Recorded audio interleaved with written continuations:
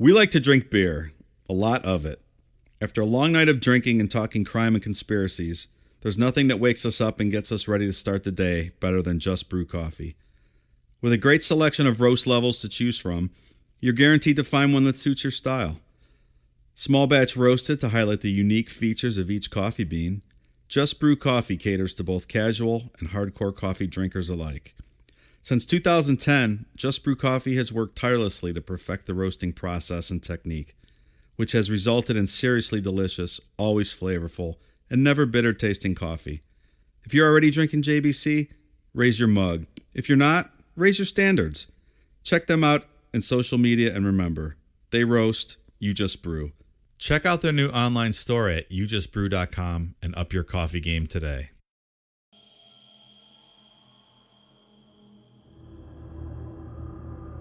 Today we discuss the story that inspired the film The Exorcism of Emily Rose.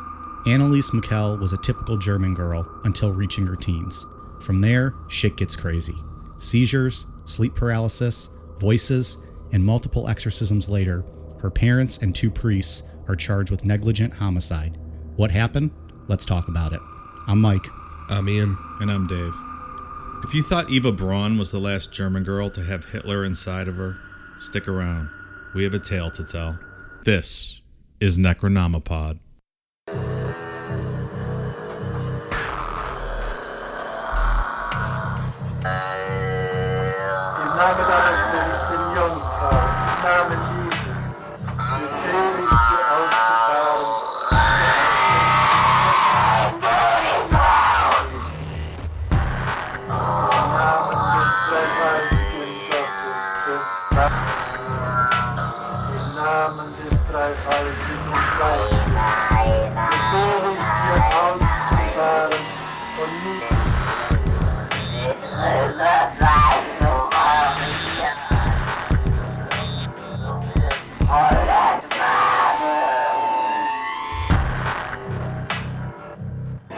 All right, guys, out of the gate, I gotta say this is what, our 9th, 10th episode?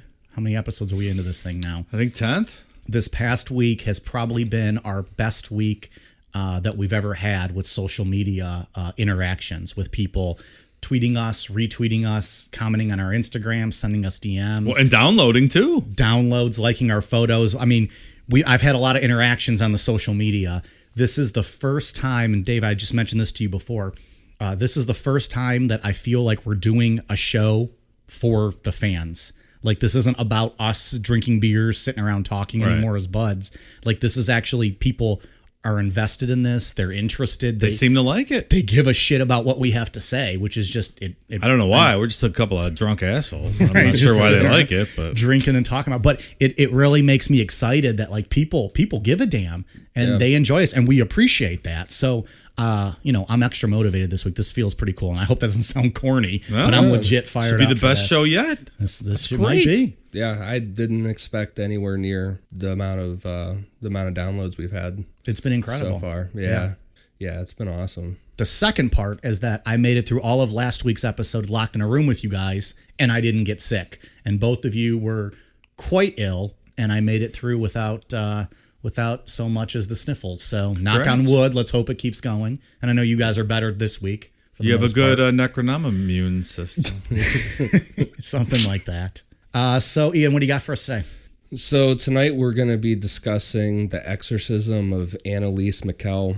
Anneliese Michel was born September 21st, 1952 in Liebenfing, Bavaria, West Germany, to Joseph and Anna Michel. And she was born Anna Elizabeth Michel, but went by the nickname Anneliese.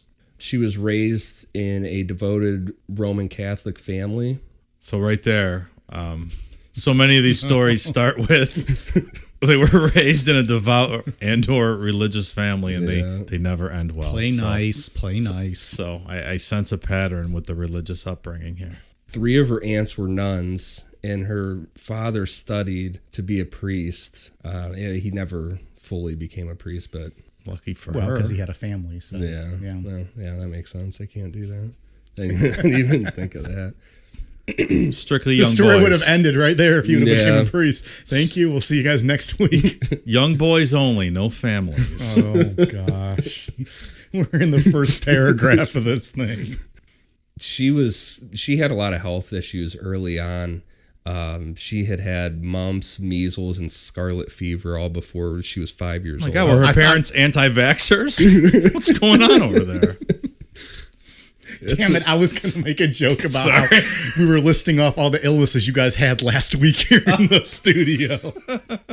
Yeah, she had a rough go of it. It sounds terrible. Before the age of 5, absolutely. That's not great. No, but she wasn't the only child to have issues, health issues in their family, and they had a major secret that they were keeping. 4 years before Anneliese was born, they gave birth to an illegitimate daughter named Martha. Uh-oh. Not The very mom devout. did. Yeah, the mom. The dad didn't give birth. Okay, yeah. I thought you would say they gave birth, yeah. and I was just wanted to clarify there. So who was the father? How do we know it was illegitimate? The way I read it was like they weren't married. Oh, this was before her parents were married. That's how I read it. Oh, so maybe it was theirs, but just a bastard. So not really. Oh, okay. I not got it. illegitimate by today's standards. Right. I But guess. back then, Sure. Yeah. It's a premarital intercourse. Yeah, you can't be doing that. Tisk. It's a mortal sin, for God's sake. So the daughter's name was Martha, and she died while Anneliese was very young from kidney issues. They just were super shameful of the fact that they had this child before they were married. And Anneliese, it said that she performed constant penance for the sins of her mother. So what does that mean? What does that mean? Do you just pray nonstop about it? Is what it sounds like to me. Well, there's all those weird Catholic cults with self-flagellation and not flatulation. Where they whip themselves and all that kind of, where they would wear like the. I mean, that's not what we're talking about going on here, is it? I mean, I don't know. Anneliese is doing all this for her mom. I mean, what the hell is her mom doing? Is she not doing any penance? I don't know. Or isn't that atonement? Like where you hurt yourself? Or I don't know. It's just a weird Catholic thing. Yeah. Where you atone for the sins of the world, right? Right. Well, we get into a little bit of that here soon, right? Yeah. It's strange. The family turned to fringe extremist Catholic groups, and they kind of picked ideas here and there from these groups, and kind of came up with their own belief fringe system. ideas. Yeah, I mean, it was all based with Catholic beliefs, but like I would assume it's like that atonement shit, stuff like that. Because the Catholic stuff's not weird enough on its own. You got to go the extra mile. So, yeah, I get it. And there isn't really much to talk about with her life until she turned 16. She was good in school. Just a typical girl. Besides like the extreme religious stuff, everything about her was normal. All right. Shortly after her 16th birthday, she blacked out at school and didn't remember anything about what happened. But her friends in school and her family said she was just like walking around in a trance. And then that same night, a little after midnight, she woke up in the middle of the night, couldn't move. Her breathing was real labored. She was having a hard time breathing. And then she ended up wetting the bed. And it freaked her out. But now we would know that that's sleep paralysis. She had you would assume it's sleep right, paralysis. the same night that she had that trance during the day at school. Right, like that blacking out. So, Mike, you've had sleep paralysis. You want to tell us about it? I have had sleep paralysis. Because I've never experienced that. I don't know if it's a situation where I'm dreaming or if I'm actually awake and conscious of what's happening, but there's been, I think, about 3 or 4 times in my life where I've fallen asleep, and typically I've woken up and the TV's been on and I can hear the TV and what I was watching prior to falling asleep, and I'm looking straight ahead. Like the most recently it happened when I fell asleep on my couch. I woke up, the TV was still on. I can see the other couch across the room and the light and the table that's over there, but I'm not able to move. What's weird about it for me is that I'm completely calm. I'm not really stressed out about it. I tell myself, oh, you're having sleep paralysis. Just try to go back to sleep and you'll feel better.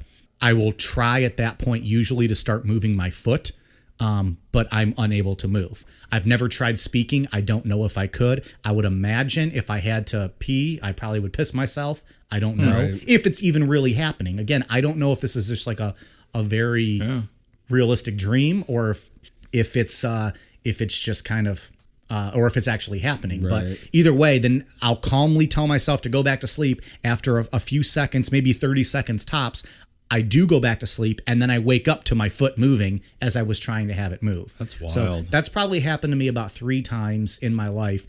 At least you don't get like the demon stuff. I that don't people have any claim to- demons. And I don't that's have good. any labored breathing like that. So like I don't the know. shadow people say that they Right. see it. I've watched quite a few videos on it because it was always interesting to me, because I know I've experienced it before, but I've never seen any shadow people or had any weird experiences other than not being able to move. Right. And again, like I could still breathe throughout all of it, or at least I've never noticed not being able to breathe.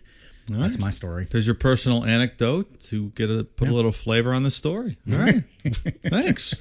So life went back to normal for her for almost a year. And then on August 24th, 1969, she had another episode of blacking out and then the sleep paralysis again that night.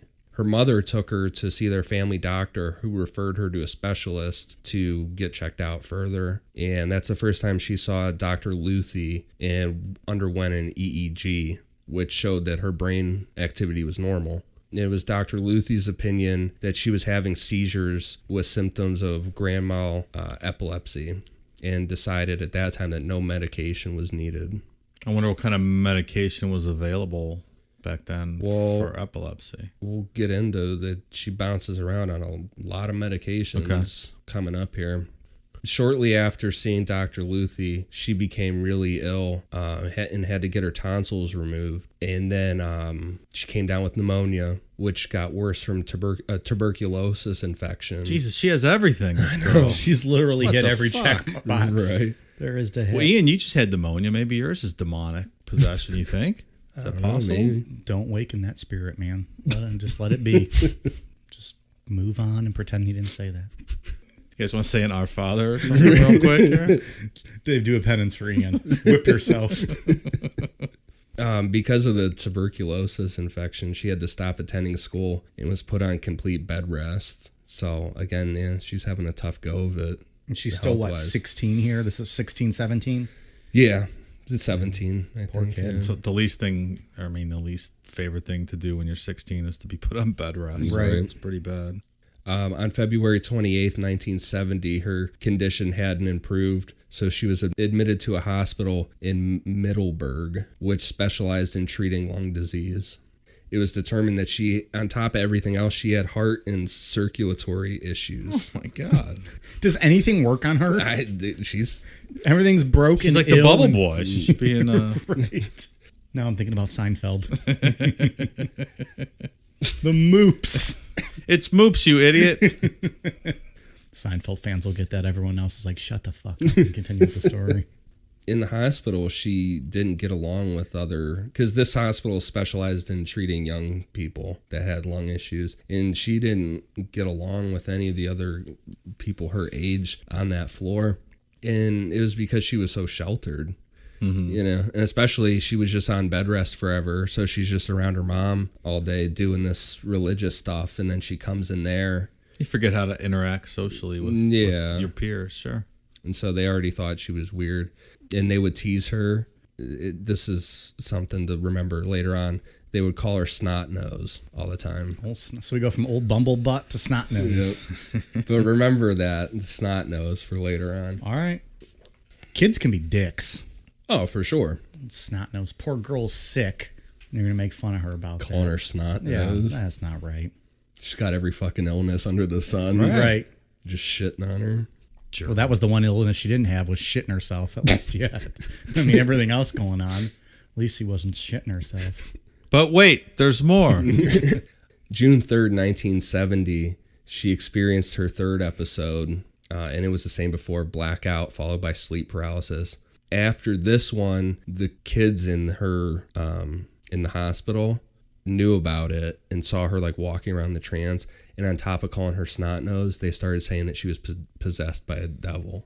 So that's another interesting thing to boy. hold on to Snot-Nosed, and they were already making fun of her, saying that she was probably possessed. And that was the first time that had ever been brought up with regards to Anneliese being possessed. And it was by just kids making fun of her. Yeah, being assholes. She had another EEG done, and this time the results were irregular. The test showed that she had irregular alpha wave patterns, which, from looking it up, were the deep relaxation. And then she had scattered delta and theta wave patterns in her brain, and the delta are deep sleep and the theta are light meditation and sleeping. And she officially started treatment for epilepsy. So for the epilepsy, she was prescribed an anticonvulsant medication. Okay, so that's an official epilepsy diagnosis then. Yeah, and that's her first Right. medication for that she's been prescribed. Soon after she started her treatment, she experienced her first encounter with a demon. She saw this demon while she was praying one night in the hospital. So do we think this is hallucinations from the medicine? Possibly, or I know That's very plausible. I mean, I know firsthand some of these medications can cause major side effects. So who knows? Maybe it just wasn't agreeing with her. This is in the early days, probably, of some of this medication, or it's not as advanced as it is now. 40 years later, or whatever. Okay, I'll be the guy in the room who says it, or could it be a demon?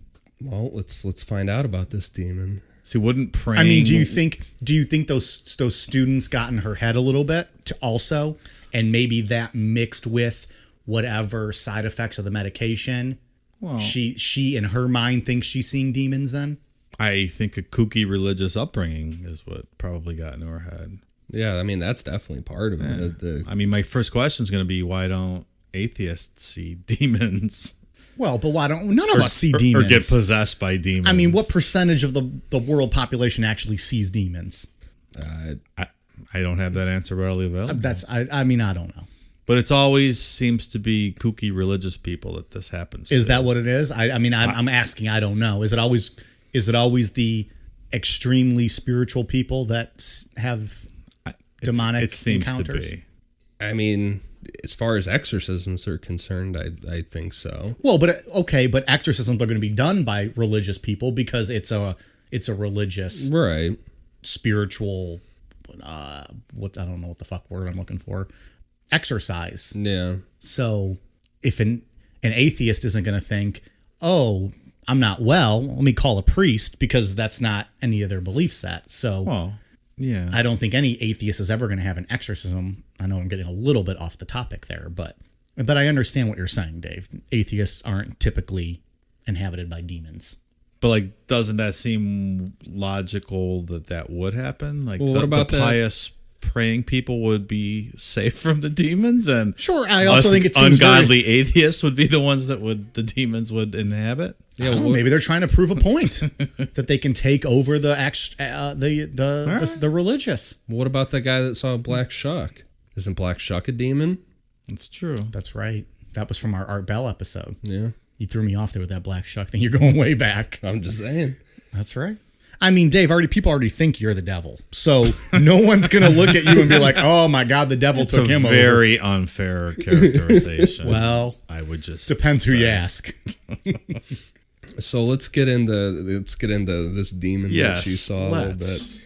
She described it as having a large, ghastly, grimacing, and cruel face, and called itself Fratzen.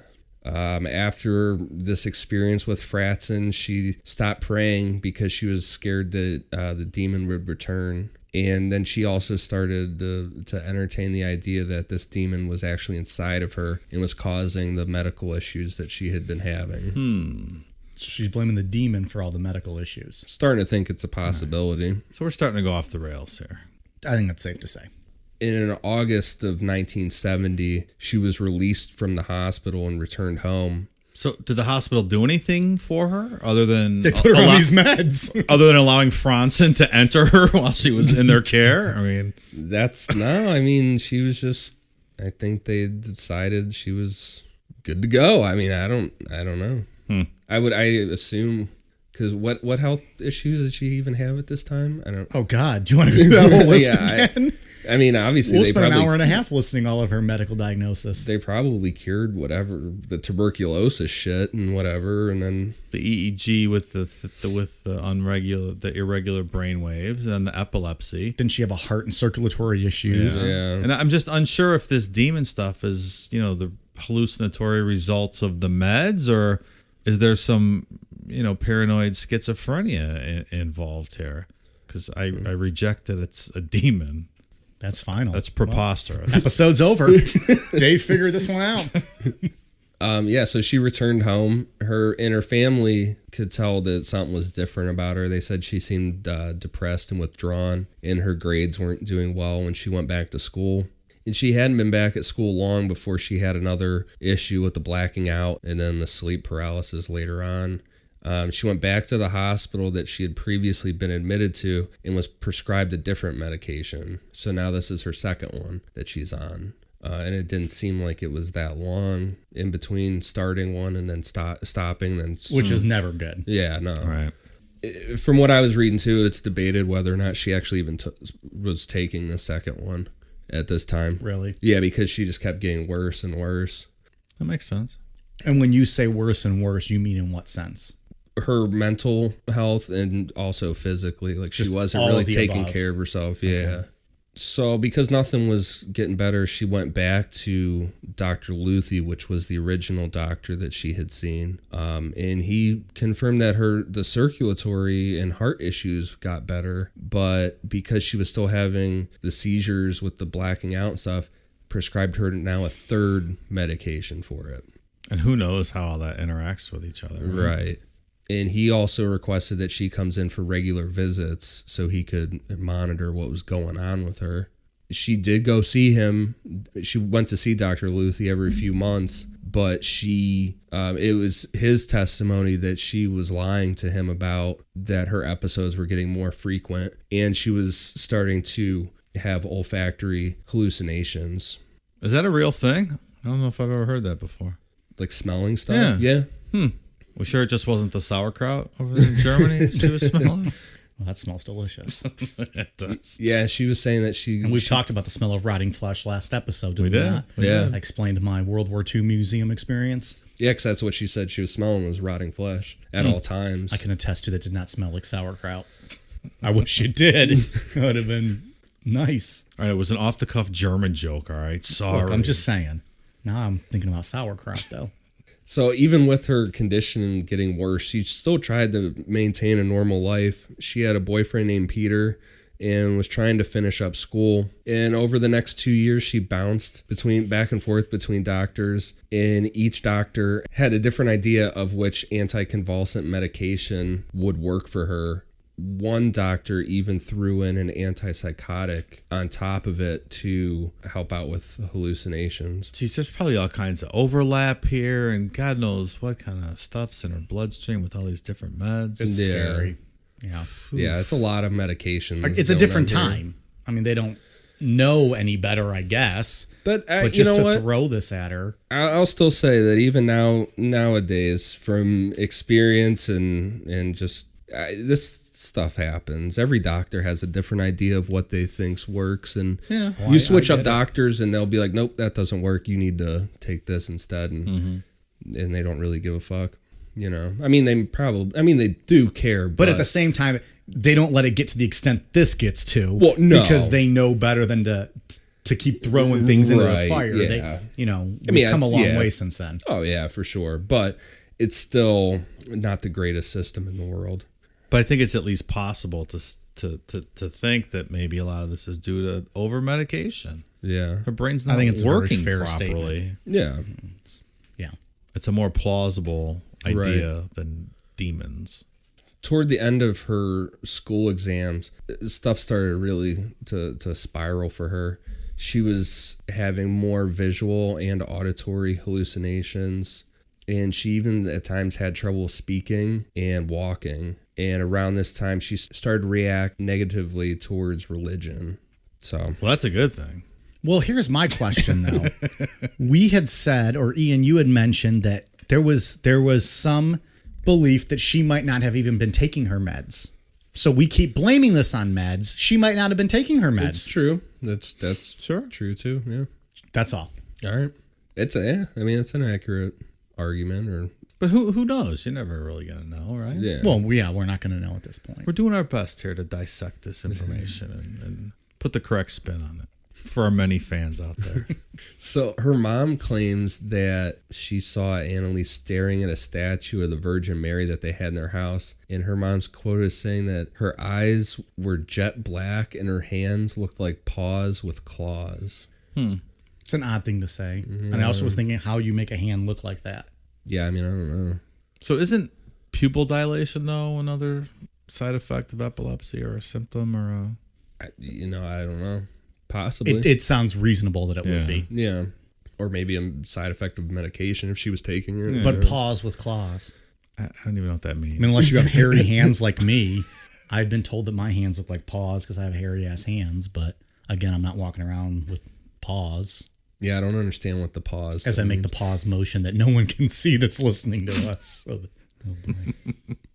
In an attempt to remedy the situation, her father took her to the shrine of the Mother of God of San Damiano. And when they got there, Anneliese claimed that the ground burned her feet and she was unable to enter the chapel. She also claimed that holy water that they tried to put on her burned, and a saint medal that her father had bought her there was suffocating her and like hurt her to wear it, and she refused. See, these to all put seem on. to be normal reactions to religious nonsense. I don't find anything out of order here. I'd react the same way if I had to go to church. So These comments are those of Dave's and do not necessarily reflect the beliefs of Necronomipod, its sponsors, and participating businesses. Sometime in fall of 1973, Anneliese found Father Ernest Alt. Father Alt was very skeptical of her situation because he believed that someone who is baptized should not be able to become possessed. that's an interesting viewpoint, I guess. I mean, I guess technically it would make sense, right? But that wouldn't that be the one that the demons want to possess? Like to prove like, hey, look at what we can do. Well, then why does the church even have the rite of exorcism? Because all Catholics are baptized, right? So if none of those people could be demonically possessed, what's the need for exorcism? I agree. I think that mindset by Father Alt's a little, that thought process is a little off. Yeah, he was sympathetic to her issues, and on September 30th, 1974, he wrote to Bishop Stangl asking permission to say the prayer of exorcism over her.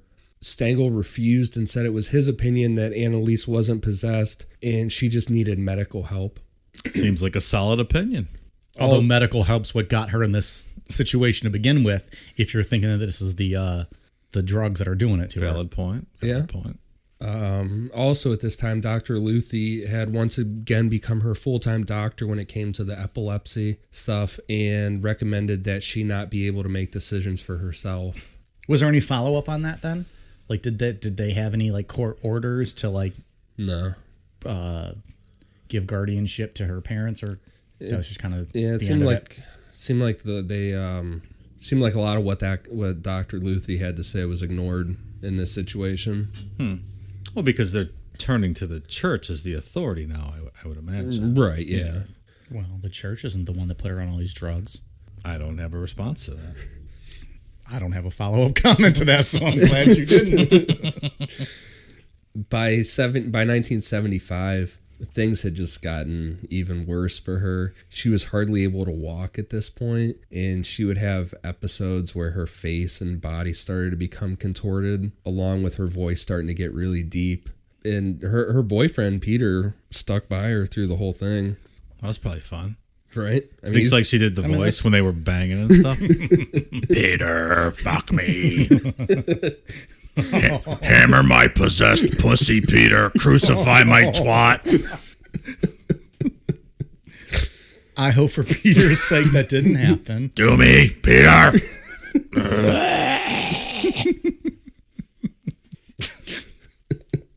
Perhaps. Perhaps. He's sticking around for some reason, right? I guess so. I don't know. I don't know. Fuck me, Peter. Fuck me. Peter said she started having screaming fits. Yeah, exactly. Mixed with Peter, I'm coming, Peter. I'm coming, Peter. And these screaming fits were mixed with her throwing stuff at him. And then I guess Peter started to wonder if she really was possessed, because he wasn't buying it up until this stuff started. Put it in my ass, Peter. And around this time, Father Alt and Father Roth were requested by Anneliese's father to come visit her. So now the family, instead of, because she went out looking and found Father Alt, now her family's getting into the idea of this and like actively asking for priests to come visit her. I guess I can understand that angle at this point. Like, all the medical stuff's not working. Right. I mean, what do you do? What do you do? What do you do at that point? They're already extremely religious. Right. You know, and so that makes sense to them. Yeah. Nothing's working. Yeah. You don't really have any other recourse. Right. So yeah, I get it. So Father Alt and Father Roth arrived July 1st, 1975, and reportedly sat next to Anneliese and said, "Depart from her, say who you are." And Anneliese became very violent to the priest saying this and ripped off her rosary from her neck and destroyed it. Father Alt is on record saying that he was really alarmed by this because it was his opinion that the only powerful demons would be able to actually destroy a holy object.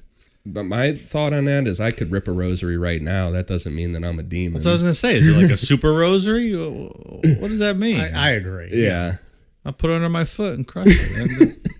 I won't do that, but yeah, it's very like, that's a weird thing to think. Yeah, it's just, when I was reading that, I'm like, that doesn't even really make sense. Right. I think I went to a Catholic school. I think I broke like multiple rosaries, just fucking fiddle around with it in my pocket. They're made on string. Yeah. And you break it very easily. Right. You're not very devout, that's all I'm going to say.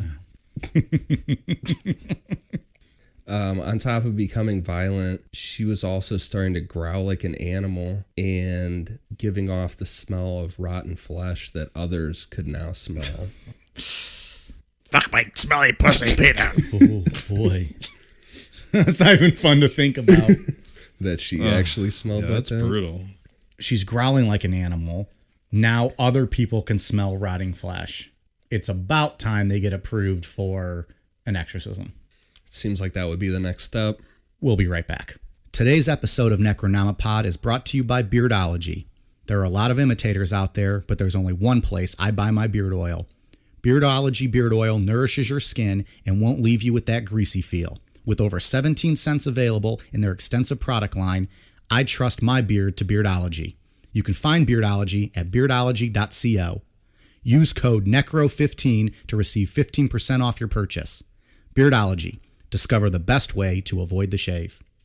So Father Alt and Father Roth again requested permission from Bishop Stangl to perform the exorcism. This time they received permission and performed her first exorcism on August 3rd, 1975. As soon as her exorcism began, 6 demons began speaking through Anneliese. Oh, 6. That's a lot.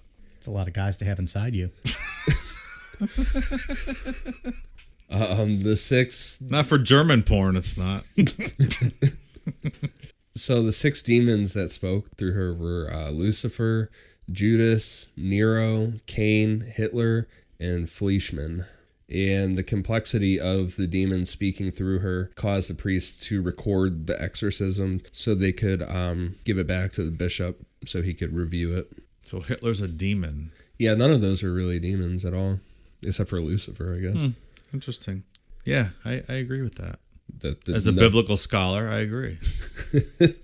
Her behavior at this point just completely spiraled. She began to speak in tongues and violently attack her family members. She would jump up and then slam back down on her knees off the hardwood floors and just do that over and over again for hours at a time while screaming. She started to eat flies and spiders and reportedly bit the head off a dead bird that had landed on her windowsill. She would tear off her clothes, saying she was burning up inside, and then dunk her head in a toilet to cool off. She would come in and just urinate on the floor and start licking it up, or urinate in her panties and then take them off and start chewing on them. This is some... She could have sold those in a Japanese vending machine. This is some pretty extreme behavior. Yeah, it gets pretty wild here. So we're thinking this is related to meds and mental disorder. It's either that or she really is possessed. It's just some extreme behavior. Yeah. Like you see the speaking in tongues in other places with these religious people. It's ridiculous. They're just going. Blah, blah, blah, blah. Yeah. There's no such thing as speaking in tongues. Well, and that's just random people though that aren't necessarily exhibiting other behavior. Together. It's not. I don't know. I will say, eating bugs and slamming your knees off the ground, it's pretty intense stuff going on. It is. At the very least, it's intense. Because stuff was getting so bad with her, they had a more experienced priest come in. Father Adolf Rodwick came to see her in person. When he met her, she told him right away that her name was Judas. Father Rodwick became convinced that she was really possessed by a demon named Judas. And he believed that the other demons that she, were speaking through her played a part in it as well. He suggested that they perform the ritual Romanum on her, which was a 2-hour ritual where the demons would speak through her and have to truthfully answer any questions that the priest asked. So it's truth or dare with the demons. Pretty much. Step up, motherfuckers. Let's go. Well, and why are the demons required to abide by the rules of the ritual Romanum? Because the Ray Romano said so. Right? And everybody loves Raymond, so you gotta play along. What the... So Bishop Strangle gave permission for the ritual to be carried out, and he chose Father Arnold Rentz to perform the ritual. Was Father Adolf was busy that day? Yeah, I think he having his name changed. Wow, maybe too close to the situation, Dave. Yeah, I think he was conflict of interest, if you will. And he went ahead and performed this ritual on her at her home on September 24th, 1975. The next exorcism took place on September 28th, 1975. So that September 24th was the first official exorcism. Well, they had done one with the Father Alt, and that's right, with permission, right, from Stengel. This is a whole different deal. This is different. This 2-hour thing. Gotcha. This is the ritual Romanum, right? Ray Romano thing. And then on September 28th, 1975, Father Rentz and Father Alt did their first actual exorcism together on her. So, I mean, she had already had one exorcism, but this is kind of where everything picks up. During these exorcisms, she would have to be held down while she was kicking and screaming. And of the 6 demons she claimed were inside her, Judas did most of the speaking during these exorcisms. Nero and Fleischmann participated, and they didn't really hear from Cain and Hitler. And I think, Ian, we actually have the audio that we're going to play now of some of this, right? Right, yeah. From this encounter, some of these recordings, and it's pretty fucked up stuff. Oh yeah, it's terrifying. It's creepy. So what we're going to play here, you're going to hear 7 different voices. It starts with Anneliese's normal voice, and then from there, it's going to be of the 6 demons that have allegedly possessed her: Hitler, then Cain, then Nero, then Fleischmann, then Judas, then Lucifer. So you're going to hear, and I think every demon kind of identifies themselves in some way, shape, or form. And it's all in German, though. So. It's in German, right. Yeah. But it's creepy as fuck, and so check it out. Ja, ich will auch für die anderen leiden, damit die nicht in die Hölle kommen und so. Aber dass das dann so schlimm ist und so grausam und so furchtbar, nee. Das denkt man leiden, das ist so leicht zu haben. Wenn es dann wirklich schlimm wird, da will man überhaupt nicht mehr, da will mein Kind schon.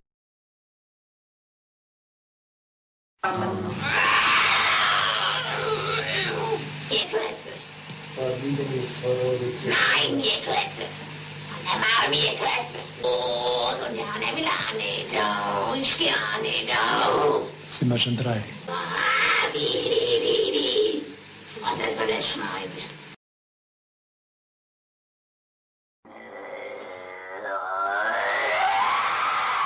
Kind Gottes. Ich hab dein Bruder geschlagen.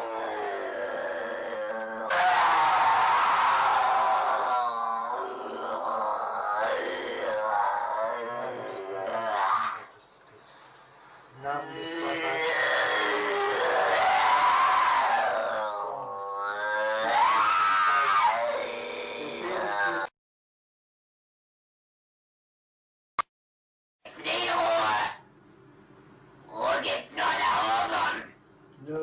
Ruhe gibt's nur dort, wo die Liebe ist. Ja, bei uns gibt's nur Nur Hass.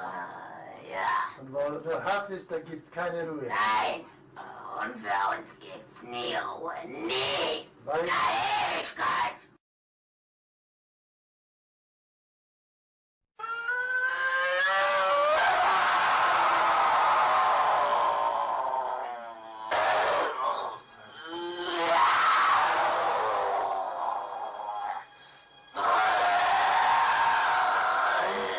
Und jetzt bin ich verdammt.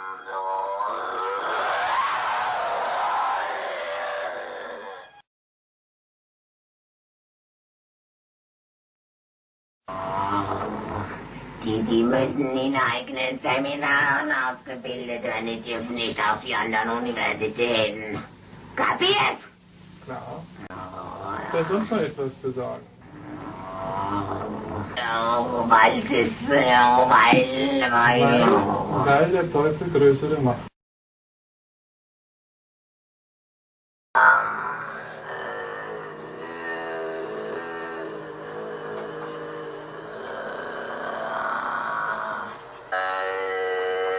im Namen deines seligen Jungfrau, im Namen Jesu, befehle ich dir auszufahren. Im Namen des dreifaltigen Gottes, des Vaters, im Namen des dreifaltigen Geistes, befehle ich dir auszufahren und nicht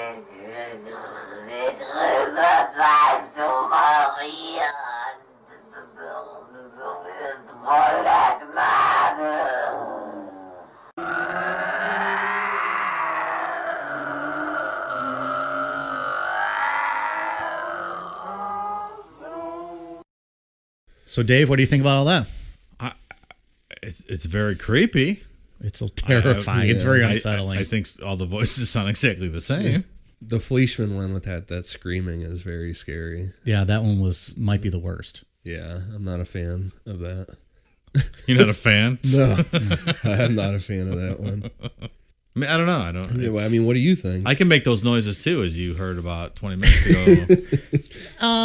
Yeah, the more we go through this, the more it makes sense to me that this is, there's a lot of medications, there's a lot of probably mental illness that's probably going undiagnosed.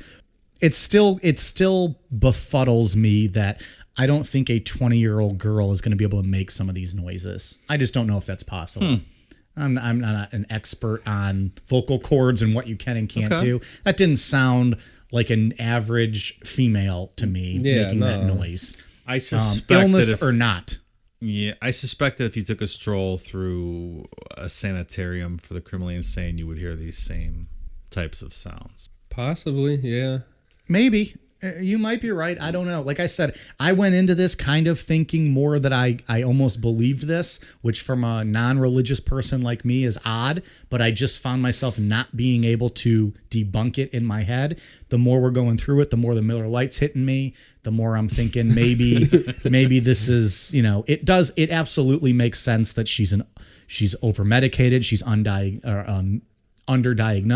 Right. That makes sense. But then you hear these voices and these sounds, and it's still creepy. Yeah. Maybe I want to believe this story because it's a good, creepy story. Obviously, a poor girl suffering, we don't want that, but it makes for a creepy story. I want to believe, too. I mean, the world becomes a much more interesting place if things like this are real. So I absolutely would love to believe this, but I don't think I do. Yeah, so that's what I'm battling with. Father Alt found records of who Fleischmann was and discovered that he had been a priest in Edelben during the 16th century. He was a drunk, a womanizer, and pretty much and he also killed someone. So he was, I don't know what you'd say. Not a good person? Well, yeah, he was a piece of shit, but like a disgraced priest or whatever. You know, I mean, he was banned from being a priest. He was defrocked. Yeah. Maybe. When he supposedly, while he was speaking through Anneliese, there were details of his life that were in the records that Anneliese supposedly would have had no way of knowing. So explain that, Dave. See, that's just very suspicious. This is hundreds of years prior.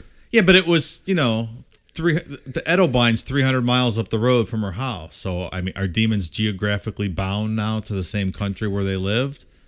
Maybe this guy just liked the view. I mean, clearly her demons are things she's grown up knowing about, Hitler and biblical figures and some priest that, lived in the 1500s right up the road from her. Why isn't Fleischmann, in New York City possessing people? He was a hometown boy. I don't know.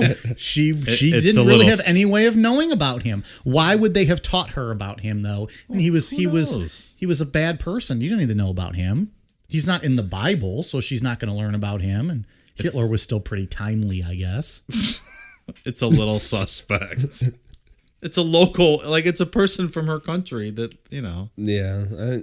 It's suspect. I'll give my opinion on some of this stuff at the end. Why wasn't Genghis Khan demon over in Germany possessing her, or an Australian demon? Look, I don't make the rules. I'm just going by what I was told. It's all a little too easy. Yeah, I'm going to reserve everything that I have to say on this till the end. Okay. I'm just going to go with this. But so one afternoon, she had enough strength to go outside for a walk with her boyfriend, Peter. And at some point in their walk, she had supposedly wandered off in one of her trance-like states. When she came to, she claimed to have been walking alongside the Virgin Mary. All right. We're listening. The Virgin Mary told her, or she claimed that the Virgin Mary told her that it pains my heart that so many souls are going to hell. Someone needs to do penance. Would you like to do penance for the souls so that they do not enter hell? No, Mary, I would not, but thanks for the offer. She's already going through some kind of hell. Anneliese said she was given just 3 days to consider Virgin Mary's offer. And she said that during this time, she felt a million times better than she had in a long time. Kind of felt like herself again. So explain that. How do we explain that?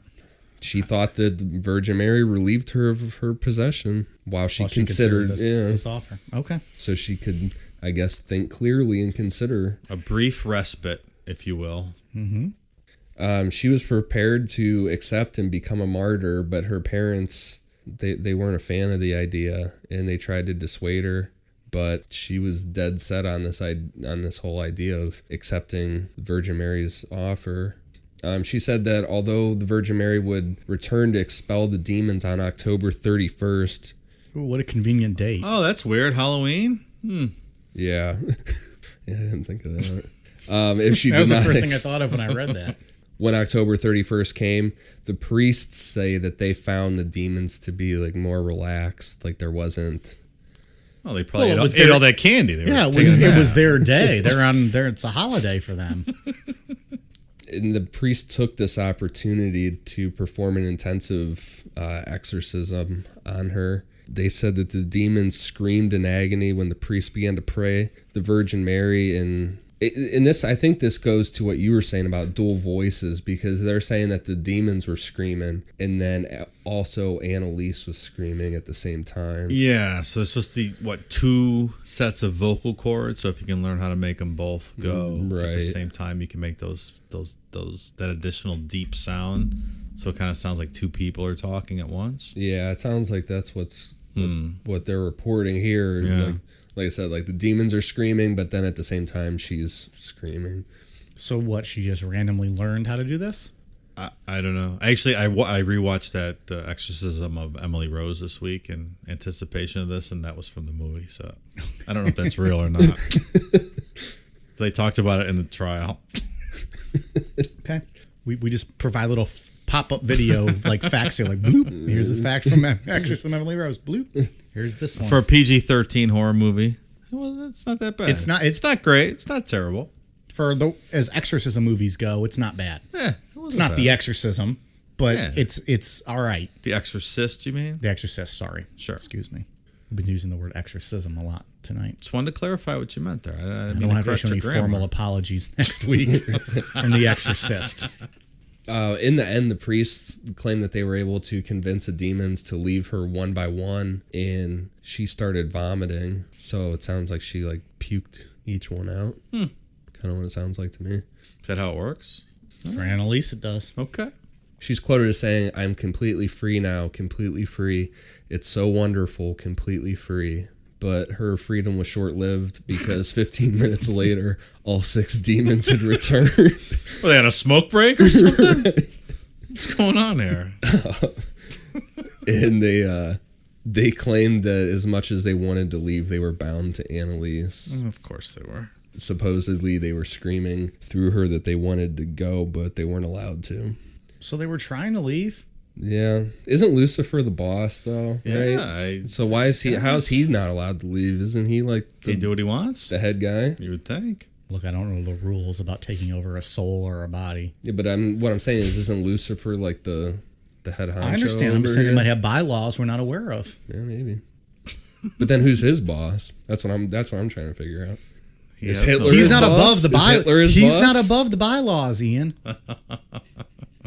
January 1976, Anneliese told everyone that something would change in July. As that year went on, her physical pain grew to a point that in May of that year, Father Alt reached out to Dr. Richard Roth to prescribe medication for her to ease her pain. And Dr. Roth is a real piece of shit. He's quoted as saying, "I can't give medication to a possessed person because I don't know how it might affect them. There's no injection against the devil." See, I take issue with that, with him being a piece of shit. I disagree. Why? So you have all these people coming to you saying she's possessed, you need to prescribe her something. They're saying she's in pain. I wouldn't either, but she's in pain, but clearly he's going to be understanding what's going on. In this day and age, I'm not going to prescribe something to her either. If you're all telling me that she's possessed by something, and my medical license is going to be on the line. Well, I think where my piece of shit comment comes in is saying that there's no injection against the devil. Yeah. What does that even mean? That sounds like the Duck Dynasty guy the other day when he said he gets his health care from God. Who said that? The Duck Dynasty fucking guy. Well, I get my health care from can't God. Speak to that. No, I'm looking at it from the point of that this doctor isn't speaking from a religious standpoint himself. He's speaking from, you're presenting me with these facts that you think she's possessed by a devil, you're completing exorcisms, and you want me to make your problems disappear? Go fuck yourselves. Yeah, all right. That's how I think of it. I'm not thinking of it as a doctor saying, I'm a religious fanatic. Right. All right, yeah. I mean, it's all secondhand, so who really knows? But yeah. That's how I saw it, was the doctor's like, I'm not your be-all, end-all here. You clearly have a lot higher issues going on than me. But let's be honest. He could spare a tranquilizer or a Quaaludes. But would but from a medical standpoint, would adding that have made the situation any better? This girl's so drugged up as it is. That might have made her just comatose. I didn't read it in that context. Maybe I was just so stuck on everybody failing this girl. Yeah, I just read his quote as being an asshole. No, at the same time, I'm going to stick up for the priest later in a little bit, so we'll get there. Yeah, we're gonna argue about this one, I think. I don't know. We'll see. So July 1st, 1976, after 67 exorcisms. 67. That's outrageous. Yeah, which lasted about 4 hours at a time. 42 of them were recorded. Anneliese died at the age of 23. Which is like she said, when something's going to change in July. Yeah, that's what she said. And then she died July 1st. That's right.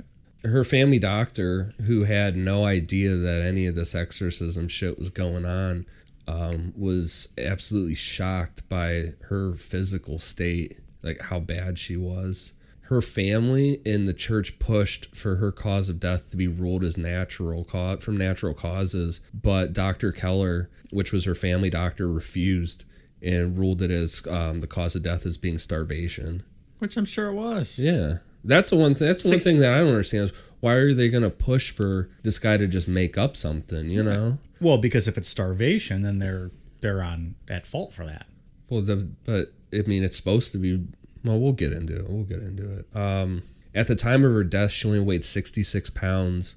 And you'll post pictures. She had black eyes. Her teeth were all busted up. Yeah. Broken knees. Yeah, she had 2 broken knees from slamming herself on the floor. So yeah, she was a mess. And the investigation into her death concluded in July of 1977. So a year later. Yeah.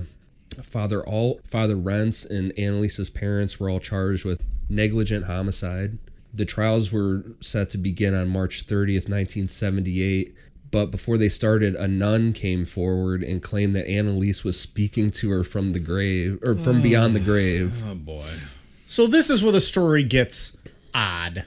Oh, really? The demonic possession wasn't odd? This is where I don't believe that. Well, no. I think she was just trying to help her priests. Yeah, so the nun claimed that Anneliese wanted to be exhumed from her grave on February 25th, 1978, and her body would not be decayed at all to prove the existence of demons and God to the whole world. Even though, as the pictures will show, her body was almost decayed when she was still alive. Right. Like, she was decaying before she died.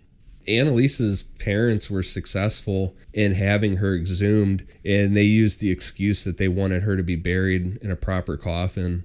But Why didn't they put her in a proper yeah, coffin the that's first time? I think it sounded like it was just like the whole thing was just rushed, like getting her in the Just get her on the ground. yeah, is what it sounded And then like her to parents me. said, we want to have a proper burial. Or they just used this as an excuse in the. Well, but State if said, it all was right. allowed because they wanted a proper grave, I mean, that makes you think what happened initially. Yeah.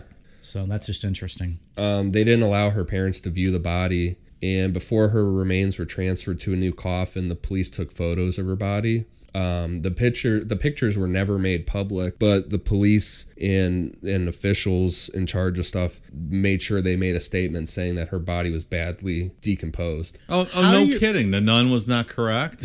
Well, Weird. surprise, surprise. How do you deny the parents from seeing the body? Because they're in trouble, I would assume. I guess that They're makes- being charged okay. with murder. Okay. I would just, I mean, that would be my I thought wasn't on thinking it. that at the time. I was just like, how do you legally deny the parents to see the body? But I guess if Right. you're being charged with murder, then that makes sense. I believe that nun had a bad habit of lying. He yields his time on the floor back to Ian. I'll be here all week, folks. Try the veal. During the trial, court doctors testified that Anneliese had not been possessed, that her behavior was the result of her strict religious upbringing and mixed with the epilepsy. Oh, that sounds familiar. Okay, but Oh, that's right. I said that earlier. She saw multiple doctors. Now, all of a sudden, we have sane doctors in the mix. Like, I mean- all the other doctors weren't. Right. We'll wait till the end. I know you're itching to get to your part. Well, I'll shut up. So one medical expert during trial stated that she should have been immobilized with tranquilizers, force-fed, and given electroshock therapy. You know, all the methods that work. Yeah, well, I don't know about the electroshock therapy, but force-fed probably would have helped out. Would have kept her alive. Yeah. The defense claimed that the exorcism was legal, and under the German Constitution, it protected their citizens in an unrestricted way to exercise their religious beliefs. Yeah, we saw that in the 40s in Germany. They played the tapes. They weren't allowed to play the tapes during court, and all 42 tapes have never been released. Just a small amount that's on YouTube is out there, but everything else is still I wonder if they still sealed up. exist Man, yeah. somewhere, huh? Yeah, who knows? Bishop Sangl refused to testify, claiming that he was not aware of her health condition when he approved the exorcism. No, Bishop had no idea. Just like today with all the pedo priests. Well, in all fairness, did the priests make him aware of her loss of weight, her physical condition, or did they just say, you know, we think she's possessed, we need to do an exorcism? Yeah. You know, if I were him, I would have taken more of an interest instead Yeah. of just, you know, I would have probably been there. Right. I'm not trying to protect him, just saying based on the story we were told. So Father Alt, Father Rentz, and both of Anneliese's parents were found guilty of negligent homicide.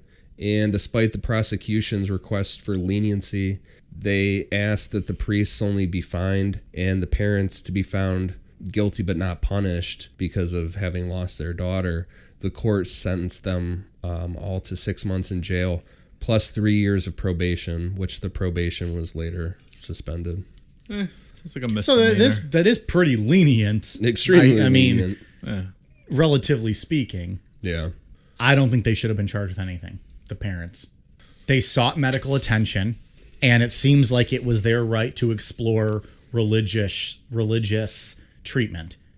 I mean, they went to multiple doctors. We talked about that at the beginning. Now they're supposed to be experts and know that the doctors are wrong. But the girl clearly starved to death. And Yeah. But you can't force her food, and she's a legal adult, Sure you can. and they weren't guardians. They were not given court. Yep. So how is it their fault? But I think that's when you petition to become a legal guardian and you take them to a doctor. But you can. How do you accuse them though? If she's an adult, wasn't- They're not responsible for her. They're not legally responsible for her. I mean, I'm fairly certain that, like, the other night when I had that huge fever, if Angie would have just let me lay there and not called 911, she would probably have been in trouble if I would have died, right? I mean, you would assume. But they were taking action. But Maybe not the proper action, but they were taking action. Oh. And so all I'm basing it on is we said earlier, they saw multiple doctors. She was thrown all kinds of different meds, all of which seemed to be wrong. And it at least the state argued it was their legal right to explore their religious treatments. Right. Well, So maybe that wasn't accurate, but they tried to do something. the issues that I have with it were, one, the snot nose thing, because in the transcripts, because the transcripts are available, and when I was looking through some of them, when Hitler's talking to her, it's translated as saying the snot nose is with us right now. So she's bringing up stuff from the past with this whole snot nose thing. One of the other big issues that I have is with this whole going for a walk with her boyfriend and walking with the Virgin Mary and getting this whole idea. She had broken knees when they found her.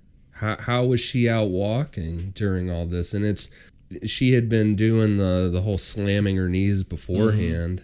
There's just things with this that don't. So you think the whole add walking up. thing wasn't? I don't even think that happened at don't think all. any of that I don't happened? think that's accurate. That It doesn't make makes sense. Yeah. I don't know. I think it's pretty ridiculous that nobody really. I think there should have been a lot of people in this story that should have gotten in more trouble. Maybe the medical professionals. I think More everybody so. should have I think got in trouble here. going through it, I I think changed my mind. Go ahead. No, go ahead, sorry. I changed my mind from the beginning, and think that at the start I didn't know what to think. Part of me, like I said, wanted to believe this, maybe because it's a cool story or a weird story. Right. It makes very much sense to me that there was a mental issue and there was a lot of medication going on, and that adds up. My only real beef, I guess, with the story now is that I think the wrong people were probably blamed for it in the end and had to serve punishment. I don't know as a parent what else different they could have done. They tried the medical field. It clearly failed them. So they turned to religion, and that clearly failed them. I get your point. That makes sense. I don't. It's just a long list of people that failed this poor girl. Which seems to be a theme in every story we've been telling in every episode. I don't know if there's a right answer here. It is what it is. It's me. But when you turn over the care to priests and exorcisms and stuff, it's just nonsense. It's medieval. But they stuff didn't make masquerading in modern times. It's not real. It's what people 400 years ago thought mental illness or epilepsy was. It's not. But the priests didn't make it worse. They just didn't help it. I mean, priests aren't going to make that situation worse. It's the meds. I think if the they're giving mix. counsel to the parents that the exorcism's going to work and they're foregoing any additional medical treatment, then I do think they're making it worse.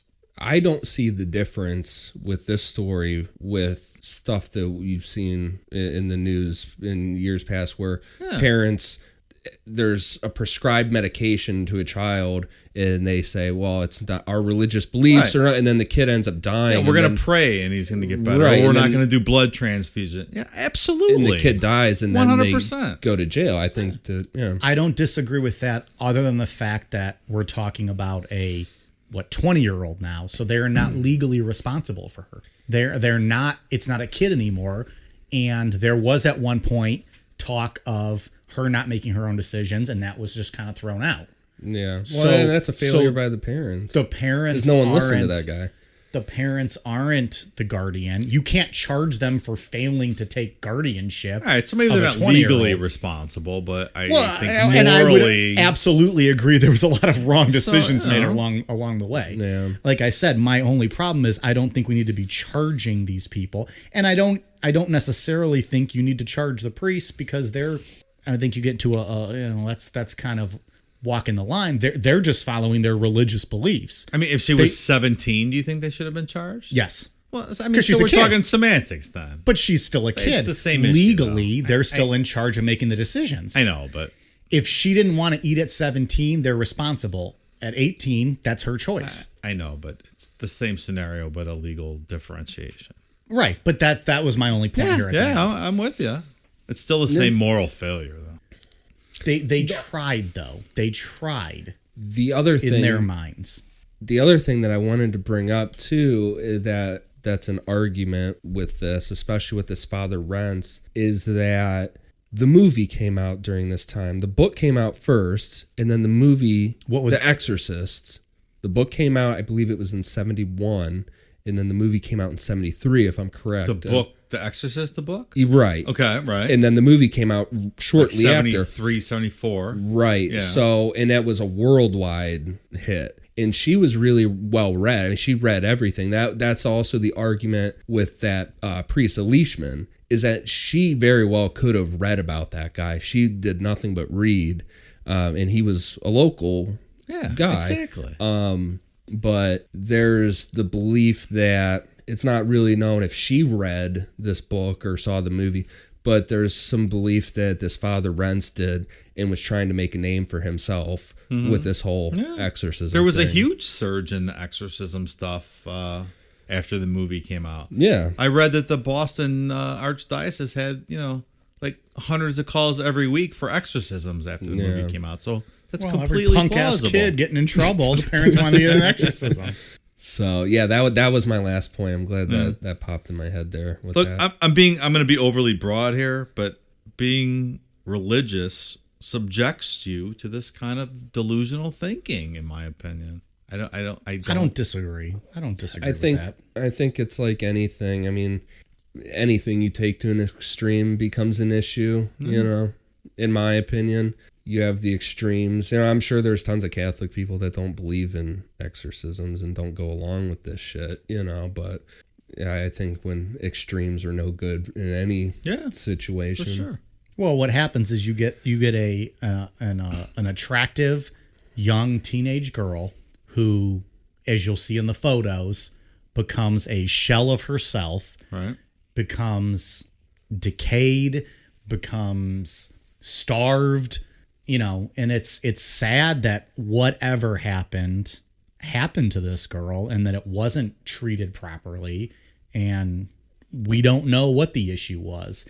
Most likely it was undiagnosed issues and medication mismanagement, but I think there's a lot of unexplained things out there, but I don't think demonic possession is one of them. Yeah, I believe in a lot of stuff, but I don't believe that you can actually become possessed. Right. She didn't do as many drugs as Betty Hill, but in the end, her state was still, it didn't fare well for her. Betty Hill ended up better off, so. Oh, God. Poor Betty. Rest in peace, Betty Hill. Poor Betty. Well, rest in peace, Anneliese. Well, that's some creepy shit. I mean, the audio is... Yeah, I mean, it's the whole crazy. thing is creepy. I'm not gonna say 100%, but that's just my opinion. That Yeah, I mean, look, anything's Well, possible. it's Fuck it. possible. Absolutely. Anyone who listens to this is going to have their own opinion, and that's Yeah. what the show's all about. You come up with your own theories. Yeah, I don't on know it. everything. We don't have It's the absolutely answers. possible. Sure. We just give you our own personal answers, and Yeah. whatever you come to is your own decision. So hit us up. Let us know what you think about this one. This might have been my favorite topic we've covered thus far. I really enjoyed studying this one. This was cool. Yeah, it's an interesting one for sure. All right, so Dave, you got anything else on this episode? No, I would just say Olivia Wilde. You did not win an Oscar this week. Oh yeah, that's right. The Oscars were this week, right? Yeah. So tweet us out before the curse robs you of your opportunity to win an Oscar in 2020. That's all I got. Could Olivia Wilde play Anneliese? They could pull that off. She could. Maybe. She's a good-looking woman, that Olivia Wilde. Ian, what do you got for us? I know we covered it in the beginning, but thank you to everybody that's been listening so far. And I wanted to give a shout out to Mr. B Natural and Jesselyn's iPod that gave us awesome reviews on iTunes. Nice, thanks. Much appreciated. Yeah, thank you very much. And Mr. B Natural also threw out 5 stars for Olivia Wilde. So hell yeah, boom, there you go. Kindred soul, motherfucker. We are Twitter and Instagram at Necronomipod, Facebook.com/Necronomipod. Hit us up. We had great fan interaction this past week. Would love to have more of that, so feel free to hit us up and let us know what you think of the show. We appreciate you guys listening. You guys ready for a quote I'm doing? Cheers, motherfuckers. Let's do it.